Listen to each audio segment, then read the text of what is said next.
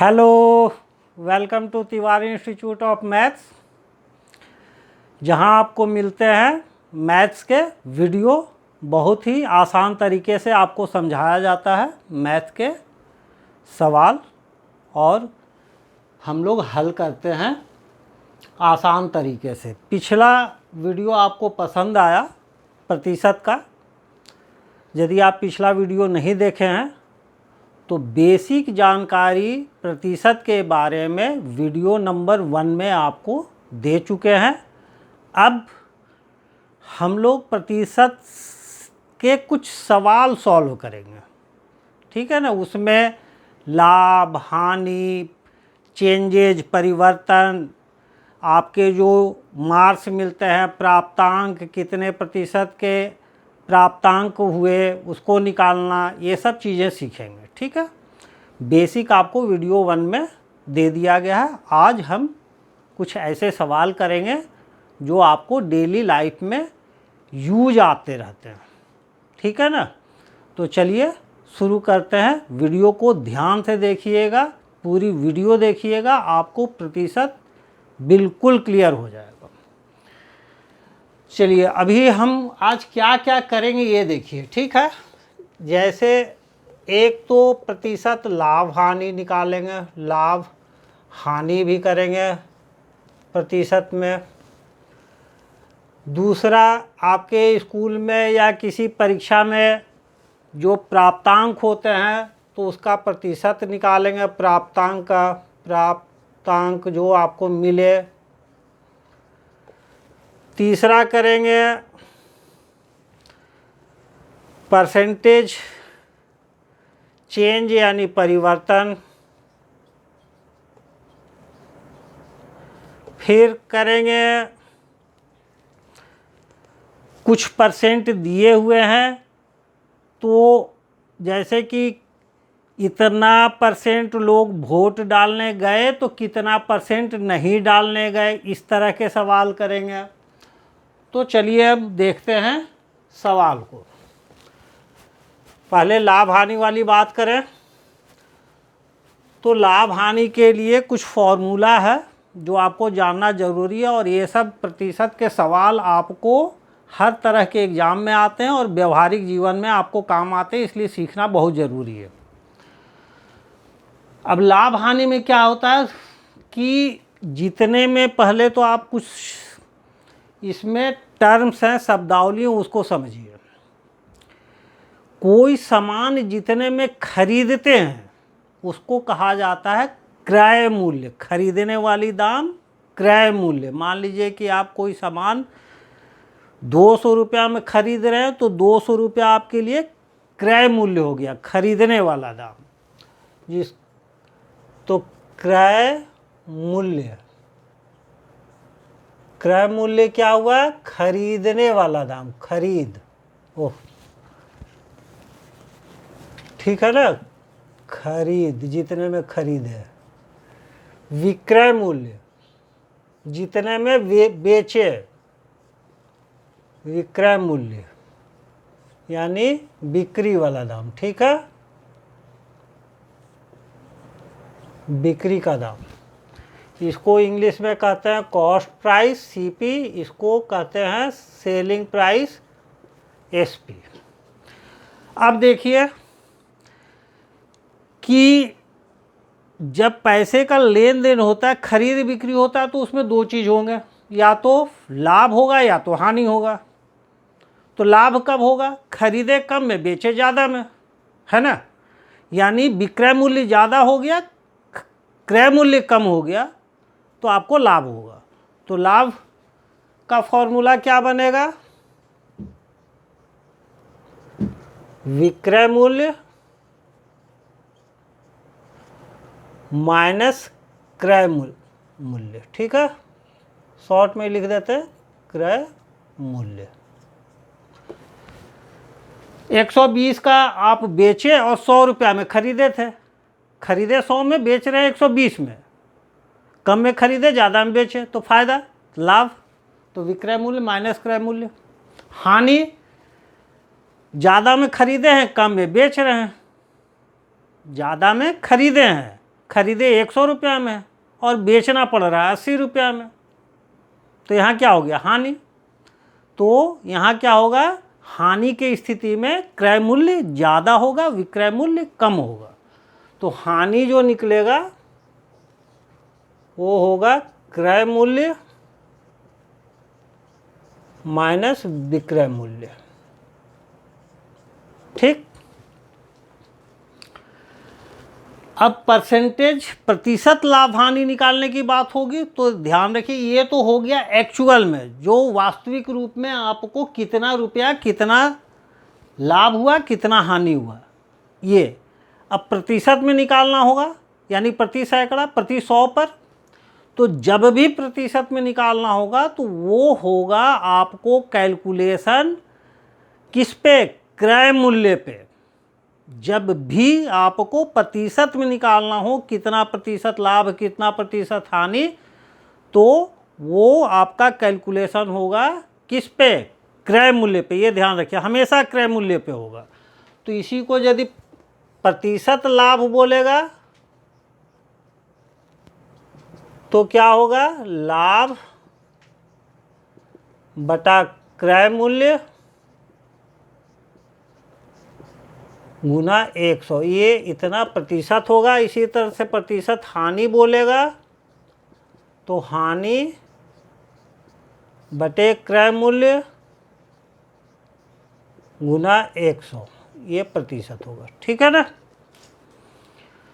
ये आप समझ जाएंगे तो आपको क्वेश्चन में डाटा का कोई फर्क नहीं पड़ता है। आप इन चीज़ों को समझना ज़्यादा ज़रूरी है। गणित है ना, समझना ज़्यादा ज़रूरी है। डाटा आपको चेंज करते रहेंगे, वाक्य का जो निर्माण होगा क्वेश्चन में वो अलग अलग तरह से होगा, लेकिन सबके मूल में यही है। ठीक है? अब इस पे कुछ सवाल करते हैं हम लोग, है ना? अब सवाल करते हैं कि कोई सामान, मान लीजिए आपने एक रेफ्रिजरेटर लिया, है ना? आपने एक रेफ्रिजरेटर लिया कितने में? 10,000 रुपये में। तो क्रय मूल्य हो गया आपका 10,000 रुपया। ठीक। उसे आपने बेचा 12,000 रुपया में, तो विक्रय मूल्य हो गया, विक्रय मूल्य हो गया 12,000 रुपया। एक क्वेश्चन आपको दिया हुआ है कि कोई व्यापारी एक रेफ्रिजरेटर 10,000 रुपये में खरीद कर 12,000 रुपये में बेच रहा है, तो उसको कितना लाभ हुआ? एक पार्ट। फिर उस लाभ को प्रतिशत में बदलें या प्रतिशत लाभ बताएं, दोनों एक ही चीज़ है। ठीक है? तो अब इसमें देखते हैं क्या बोल रहा है। लाभ कितना हुआ? पहले तो लाभ हुआ कितना? यहाँ विक्रय मूल्य ज़्यादा है, क्रय मूल्य कम है, कम में खरीदा, ज़्यादा में बेचा, तो लाभ हुआ है। तो लाभ कितना हुआ? विक्रय मूल्य माइनस क्रय मूल्य, तो 12,000 माइनस 10,000, ये कितना हो गया? 2,000। 2,000 का लाभ हो गया। अब प्रतिशत लाभ बताइए। तो प्रतिशत लाभ क्या बताया था फॉर्मूला? लाभ बटा क्रय मूल्य, तो लाभ है 2,000, क्रय मूल्य है 10,000 गुना 100, ये जो आएगा ये प्रतिशत निकलेगा। तो इसके 3 जीरो, इसके 3 जीरो कैंसल, इसके 1 जीरो से इसके 1 जीरो कैंसल, तो कितना हुआ? 10 गुना 2 20%। ये हो गया उत्तर।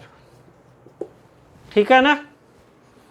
इसी तरह से मान लीजिए कि वो 10, इसी क्वेश्चन को ऐसे बोलता कि कोई व्यापारी एक रेफ्रिजरेटर 10,000 रुपया में खरीद रहा है और वो 8,000 में बेच रहा है, तो कितनी हानि हुई और कितने प्रतिशत की हानि हुई? तो उस केस में क्या होता? क्रय मूल्य हो गया आपको 10,000, विक्रय मूल्य हो गया 8,000, तो यहाँ हानि हो जाएगा हानि क्यों? क्योंकि ज़्यादा में खरीदा है, कम में बेचा है, तो क्रय मूल्य माइनस विक्रय मूल्य, तो 2000, और यही हानि आपको प्रतिशत में बदलता, तो सेम फॉर्मूला, हानि बटे क्रय मूल्य गुना 120% की हानि होती है। ठीक है, ये समझ में आ गया आपको। अब आ गया इसी लाभ हानि पर और क्रय मूल्य विक्रय मूल्य पर आगे बढ़ते हैं। अब एक क्वेश्चन है कि एक व्यापारी 20,000 रुपये में एक टीवी खरीद रहा है और उसे 20% के लाभ पर बेच रहा है। उसको लाभ लेना है कितना? 20%। खरीदा कितने में? 20,000 में। तो विक्रय मूल्य बताइए, वो बेचे कितना में या बिका कितना में? क्या है इस क्वेश्चन में? क्रय मूल्य टीवी का कितना हुआ? 20,000 रुपया, ठीक है। प्रतिशत लाभ दे रखा है कितना? 20%, 20%। तो विक्रय मूल्य बताइए,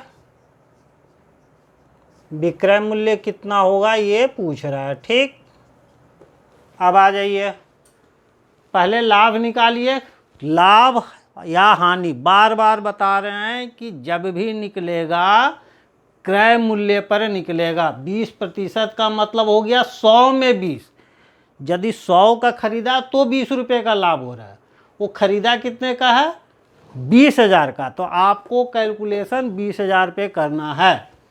एक्चुअल रुपीज जो आएगा, एक्चुअल लाभ रुपये में जो आएगा वो क्रय मूल्य पर निकालेंगे तभी आएगा। तो यहाँ लिखिए लाभ कितना हो रहा है? 20%। कितने का 20%? रुपीज 20,000 रुपये का 20%, ये लाभ है ना। कितने का? कितने में? 20,000 रुपये में, या कहिए 20,000 रुपये का 20%, ये लाभ हो चाह रहा है। इसके पिछला वाला वीडियो देखिएगा, एक आ वाला सवाल कर रखे। तो पहले लाभ निकाल लीजिए। 20,000 रुपया का 20% मतलब 20/100। यहाँ से कैंसिल कर लीजिए, 1 0 2 0 1 0 2 0। ठीक, यहाँ कितना आ गया?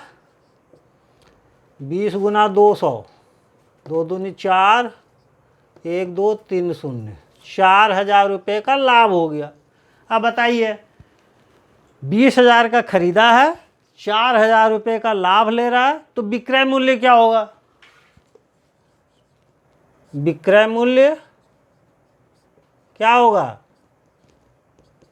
क्रय मूल्य प्लस लाभ, जितना में खरीदा था वो और लाभ लेगा वो, दोनों जोड़ करके उतने में बेचना होगा। तो 20,000 रुपया प्लस 4,000 रुपया, 24,000 रुपये का वो बेचेगा। ये हो गया उत्तर। समझ में आ रही है? चलिए, अब नेक्स्ट,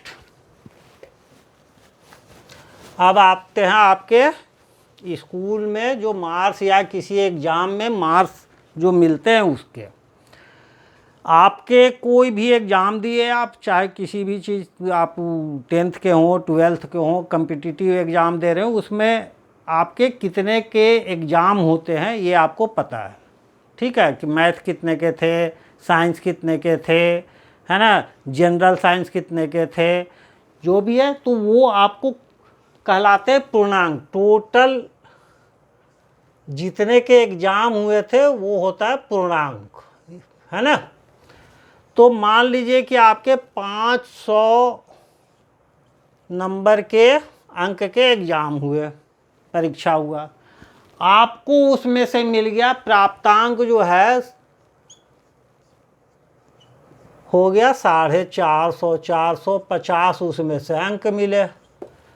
तो बोल रहा है कि आपके प्राप्तांक कितने प्रतिशत हुए या आप कितने प्रतिशत प्राप्त किए। ठीक, तो प्रतिशत प्राप्तांक, पहले इसको क्या कीजिए, भिन्न में बदल लीजिए। कभी एग्जाम में देखते हैं क्या होता है, जो मिला उसको ऊपर 450, कितने में जितना का एग्जाम हुआ था 500 वो नीचे, इसका मतलब हो गया 500 में 450, ये हो गया भिन्न में। अभी इसको करना प्रतिशत में, तो गुना 100 कर लीजिए, ये प्रतिशत में बदल जाएगा। ठीक है, इसके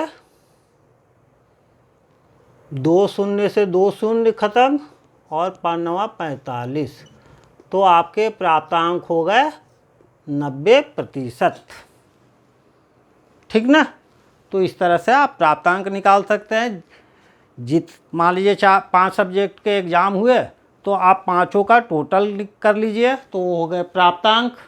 और कितने कितने नंबर के फुल मार्क्स थे आपको एक एक सब्जेक्ट में, तो जितने सब्जेक्ट के हैं उसको टोटल कर लीजिए, वो हो गए पूर्णांक। तो प्राप्तांक भागा पूर्णांक को 100 से गुना कर दीजिए, तो ये आपको मिल गए प्रतिशत में। ठीक है, इसी तरह का अब नेक्स्ट क्वेश्चन। अब ये लाभ हानि से रिलेटेड आपके क्वेश्चन इतना कर दिए।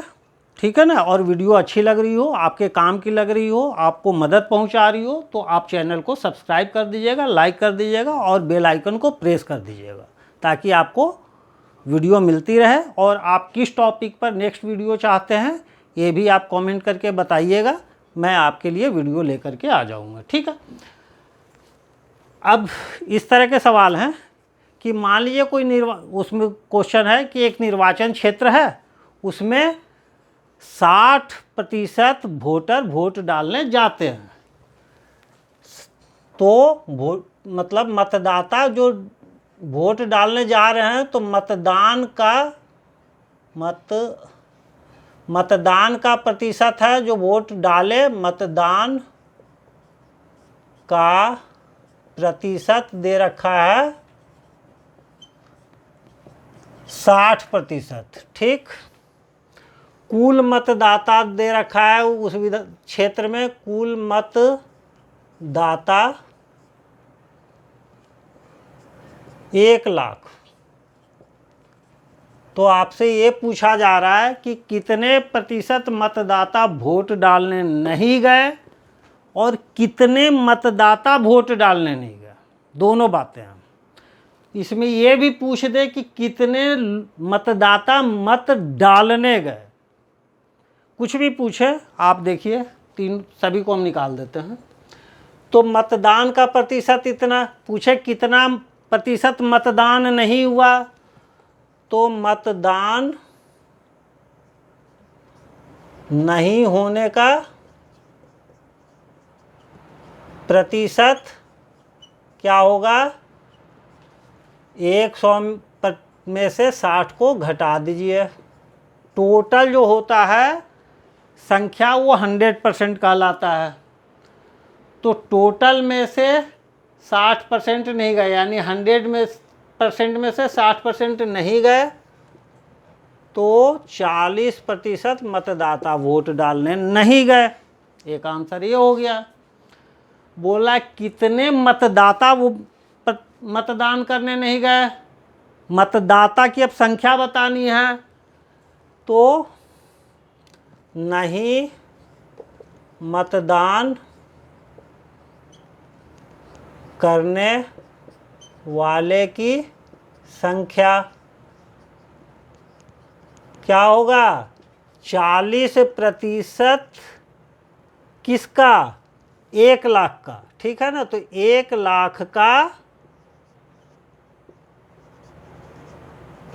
40%, तो प्रतिशत का मतलब हो गया, भिन्न में बदलेंगे तो 40/100, 1 0 2 0 1 0 2 0 कैंसल, 1 को 4 से गुना किए तो 4, 1 2 3 इसके 0, 1 0 इसके 4 0, 1 2 3 4, तो 40,000 मतदाता मतदान करने नहीं गए। अब कितने मतदान करने गए, तो 1,00,000 में से 40,000 घटा दीजिए तो 60,000 मतदान करने गए, सारा चीज़ आपको निकल करके आ गया। ठीक है, अब नेक्स्ट टाइप का क्वेश्चन,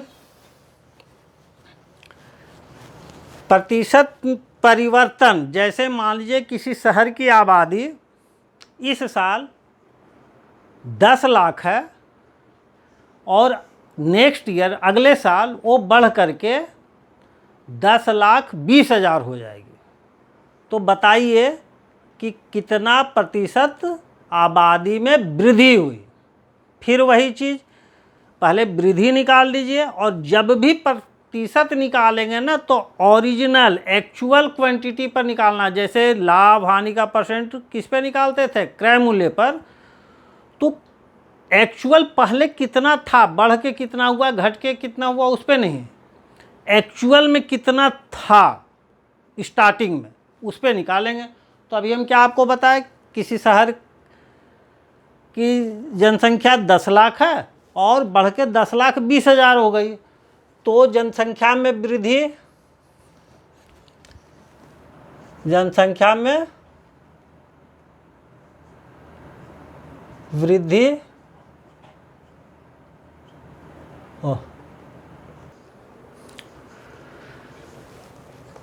वृद्धि, जनसंख्या में वृद्धि कितना हो गया, 20,000, 10 लाख था, अब कितना हो गया, 10,20,000, तो वृद्धि कितना हो गया, 10,20,000 घटाओ 20,000, 10,20,000 घटाओ 10 लाख, तो वृद्धि हो गया 20,000। अब प्रतिशत में वृद्धि बताइए, तो क्या हुआ, वृद्धि बटे जो एक्चुअल संख्या था, है ना, पहले घट करके बढ़ करके जो हुआ वो नहीं, जो एक्चुअल था वो कितना था, 10 लाख। 10 लाख बोले हैं तो 10 लाख, 1 लाख बोले होंगे तो 1 लाख, जो भी होगा आप ध्यान रखिए, अभी तो लिखे तो थे नहीं अब। तो 10 लाख मान लीजिए था स्टार्टिंग में, 10,20,000 हो गया अगले साल, तो 10,000 नीचे लिखेंगे गुना 100, ये प्रतिशत निकल जाएगा। ठीक है, अब कैंसिल कर लीजिए, इसके 3 जीरो, इसके 3 जीरो, इसके 1 जीरो, इसके 1 जीरो, इसके 2 जीरो, इसके 2 जीरो, तो 2% की वृद्धि हुई। ठीक है ना, तो उम्मीद है वीडियो आपको अच्छी लगी होगी, और अच्छी लगी हो, हेल्पफुल लगी हो तो चैनल को सब्सक्राइब कर दीजिएगा, लाइक कर दीजिएगा, और मिलते हैं नेक्स्ट वीडियो में। Bye bye.